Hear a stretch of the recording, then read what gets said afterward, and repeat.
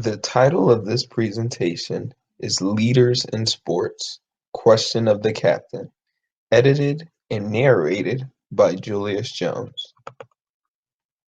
In sports, there are many factors that directly affect the athlete's ability to perform and skills that act as catalysts to the success of athletes.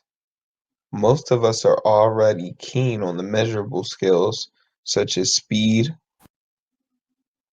strength, power, and flexibility. But just as important as the measurable skills are the intangible skills of the athlete. Intangible skills are described as abilities that cannot be measured or quantified.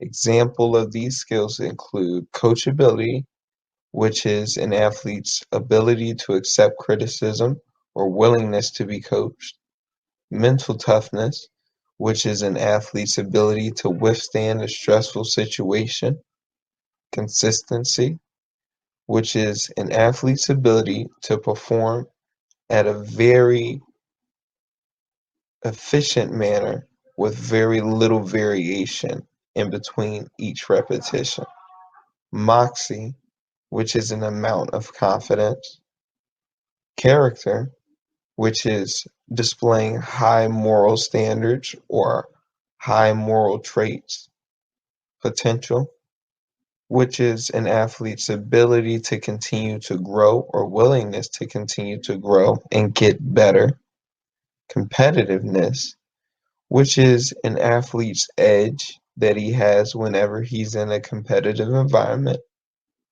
work ethic, which is the willingness of how hard an athlete will work; poise, which is the ability for an athlete to compose themselves in high-stress situations; and leadership.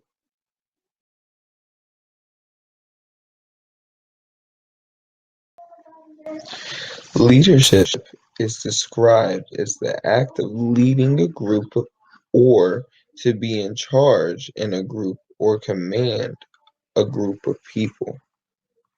More often than not, a leader of a team or a group of people has the greatest influence over the people that they lead and their performance.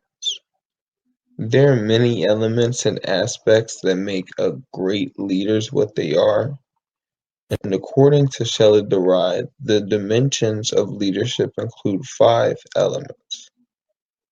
The first of these elements is training and instruction. This element is designed to help improve performance. This element is then followed by democratic behavior, which is behavior that is inclusive and value the thoughts and opinions of their teammates. Autocratic behavior, which is the establishment of authority, is slightly present as well. The next dimension of leadership is social support, which is characterized by the individual concerns for the welfare of others, the atmosphere of the group, and personal relationships. The last element on the list is positive feedback, which is the idea of reinforcing good team behavior. The article we looked at argues whether or not an athlete is perceived as a leader has any bearing on being named as team captain. For this study in this article, an online survey was provided to 4,451 players and coaches.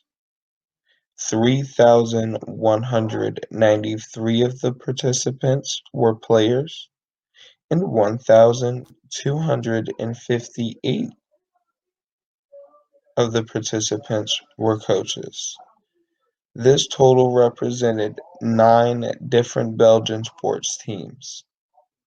The study broke down leadership into 4 types: task leaders, motivational leaders, social leaders, and external leaders.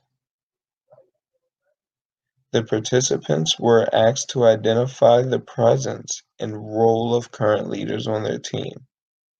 The majority of participants were able to identify task leaders, which was about 77.5% of the participants, motivational leaders, which was 77.4% of the participants, and social leaders, 71.3% of the participants existed on their team roster, while about half of the participants denying the presence of an external leader on their team.